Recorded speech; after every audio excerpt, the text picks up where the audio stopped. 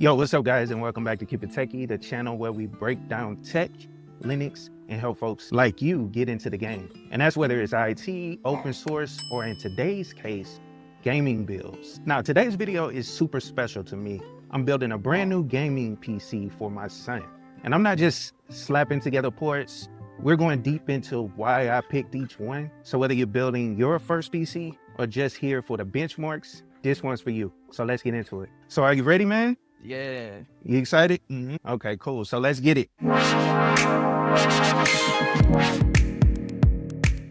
So let me cover all the points for the build. So let me start off strong with the Ryzen 5 8500G. This chip is a 6-core, 12-count beast built on AMD's latest Zen 4 architecture. And yes, it has built-in graphics, which means if my GPU ever goes out, my son can still game at lower settings. It's efficient, powerful, and perfect for modern workloads and gaming. Basically a no-brainer for this budget-friendly build. Now for the motherboard, I got the MSI Pro B650M-A Wi-Fi, and this board is clean, reliable, and future-proof. I made sure I got an AM5 socket for the latest Ryzen chips, and then also DDR5 support, PCIe 4.0, Wi-Fi 6E, Bluetooth 5.3.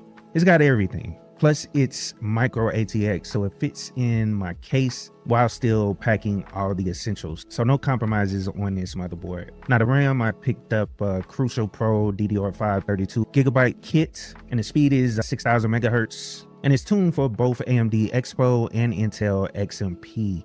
That means fast performance, low latency, and plenty of headroom for gaming, streaming, and even a little Linux dev work if my son gets curious. Now for the storage, I got a Crucial P3 500GB NVMe SSD, and so the boot times should be fast and the load screen practically non-existent. And this NVMe SSD gives us 3500 megabits per second read speed, while the PCIe Gen 3 is still slaps. Plenty of space for his games, and we can always add a 1TB drive later if needed. Now for the power supply, I got an MSI Mag A750GL. It's 750 watts, it's 80 plus gold. And I try not to mess around when it comes to power supplies. This PSU is fully modular. It supports PCIe 5.1, ATX 3.1, and it's rated 80 plus gold, like I said a little earlier. So that's more than enough juice for our build, and we've got more room for upgrades later, like a beefier GPU once he decides to upgrade. Now for the case, I got a Johnsbow D32 STD micro-ATX case. This case is a sleeper. It's compact but highly capable, supporting big GPUs, water coolers, and has a clean aesthetic. It also supports back connect motherboards, which helps you with cable management. And let me be honest, if it ain't clean, it ain't KeepItTechie. Now, we all know GPUs have been wild the past few years, but the RTX 3050 6GB OC edition hits the sweet spot for 1080p gaming, which is what they need right now. I'll try to upgrade them soon. Hopefully prices don't go too high with all these tariffs, but I should be able to get them something a little bit better later on. But this is just an entry level video core, so they can get 1080p, no problem. And in my opinion, it's got enough power to run most modern games at high settings. And with DLSS support, we're squeezing even more frames per watt. What's up, y'all? If you've been watching my channel for a minute, you already know I stay talking about Linux. And if you're looking for a solid, reliable enterprise Linux distro, let me put you on to Rocky Linux. This is the go-to replacement for CentOS, and it's built for the community, by the community. It's got everything you need for a stable and secure Linux experience, whether you're running servers, home labs, or enterprise workloads. And the best part, it's backed by CIQ, making sure it stays rock solid for the long haul. So if you're tired of these companies pulling the plug on your favorite distros, Rocky Linux is where you need to be. And I've covered Rocky Linux before, and trust me, it's worth checking out. So head over to rockylinux.org to learn more and get started. All right, so let's get our hands dirty. And first up, let's go down and put the CPU in the socket.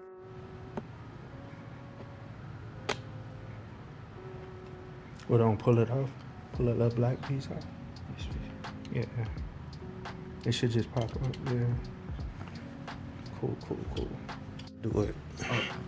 So all motherboards come the same. They have a different socket depending on what type of processor is being used. Right. Like this one has a socket for AMD processor.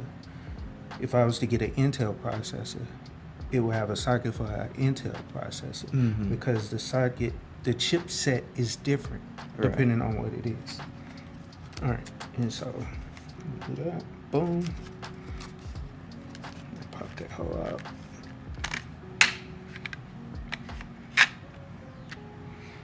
You see this right here?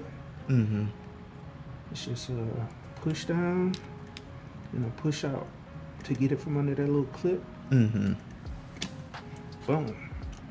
Pull it over to the side. Pop this up. That's where your processor goes. And it only goes one way. If you look at the front of the processor, it's thing on the top. Arrow. Yeah. Match it with that. Arrow over there. Yeah. Okay. So it'll go in just like that.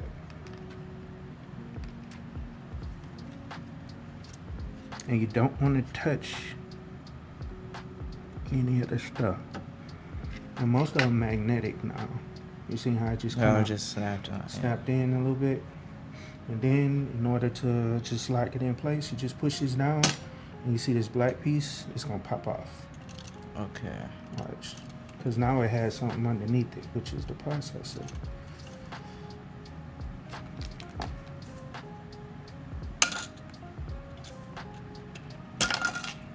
Boom. Okay. Good to go. So processor is installed.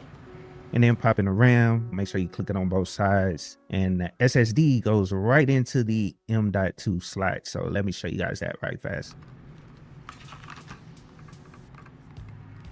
And what you're gonna do is first, open these up. So you basically open that up. And this side don't have a side that opens up. This motherboard is new. Okay. And then just kind of slide it in place. Or it should go straight down. Just make sure you're putting it in both sides right. And then it's gonna snap in place. Well, hold on. Is it lining up? Yeah. You sure it's lining up with the middle? Yeah. It looks like it. Hold on 1 second. Yeah, it's lined up. Okay. My bad, I'm sorry.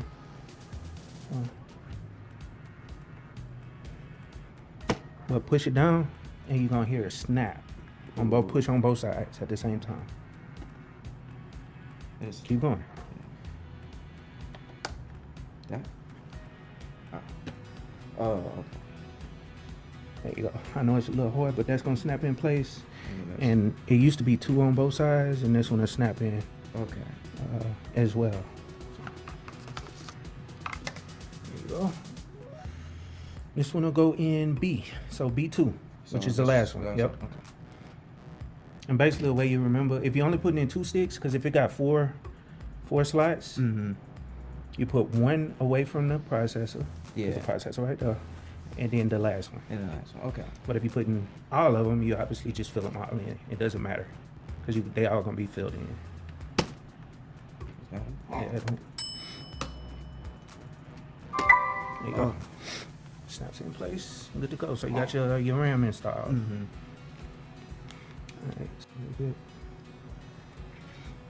All right. So the next thing is the fan, and with these fans that come with the processor, nowadays they come with the thermal paste. The thermal. Okay. Yeah, the thermal paste is on it. So it's already on. Yeah. Oh. Oh, it is. Okay. They put it on it, so you ain't gotta buy none. Show the camera.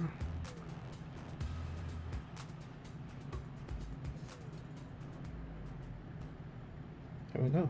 And then what you want to do is it's gonna have to go sideways, so and those screws gonna line up. So let me see, what's the best way to get it?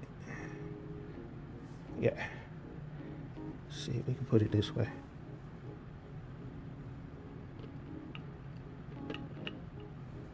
Is it on the screws?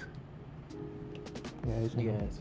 All right, so it's on the processor. Screw them down. All right. Well, actually, let me screw it because this one different. Oh, go ahead. What a screwdriver, that yellow one at? I just put it over here. Okay. Because this is different. With these things, you gotta tighten them down a certain way. You gotta go crisscross. Crisscross. And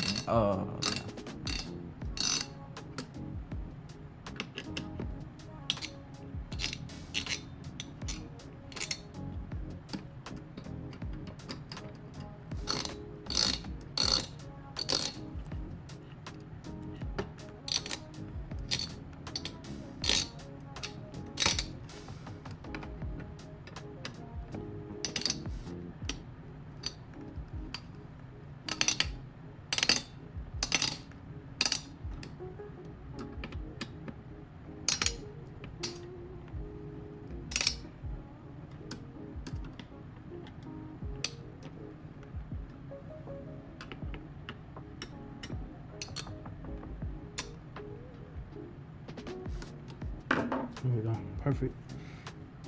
And then this cable is basically gonna plug into the CPU fan, so system fan right here. okay. And we ain't gotta plug it in yet, but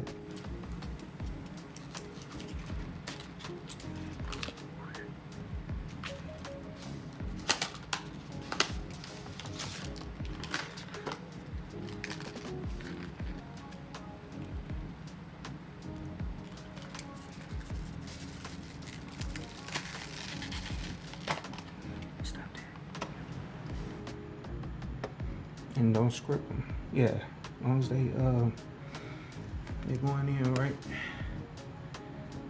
Yeah.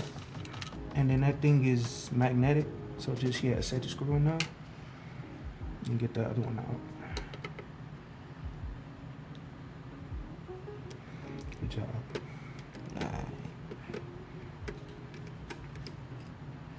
Set that one. All right, and then pop that black piece off. You can set the screwdriver down. Yeah. Right. Make sure you keep it the same way it's supposed to go though. Okay. Oh, it only go one way. It got those dots on it. Yeah. So you could. All right. So what you need to do is take this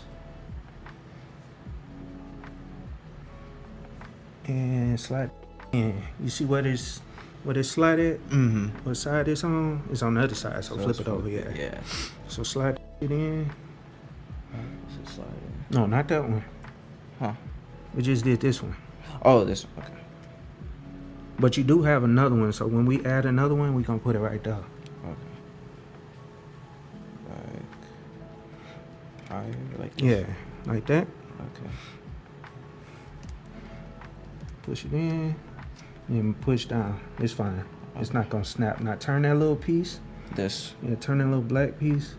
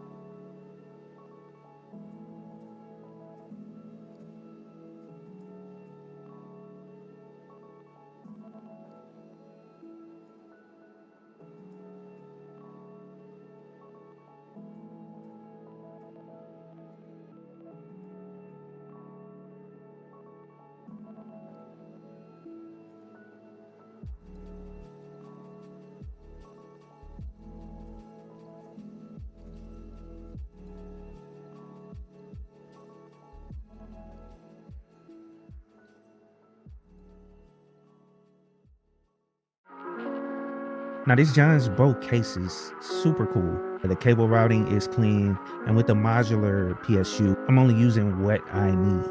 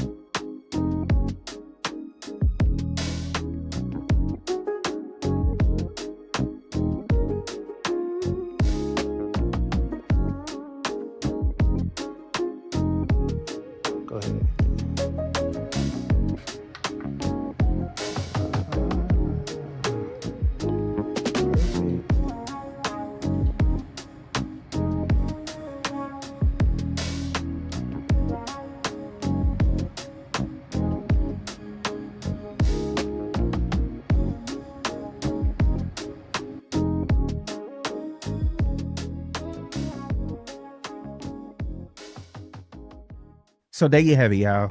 A budget-friendly, future-proof, and Linux-capable gaming PC in 2025. I had a blast building this for my son, and I hope it inspires some of you to build your own and help someone else get started. And remember, it's not just about gaming or building, it's about learning, experimenting, and growing your skills. That's what I try to do here at KeepItTechie.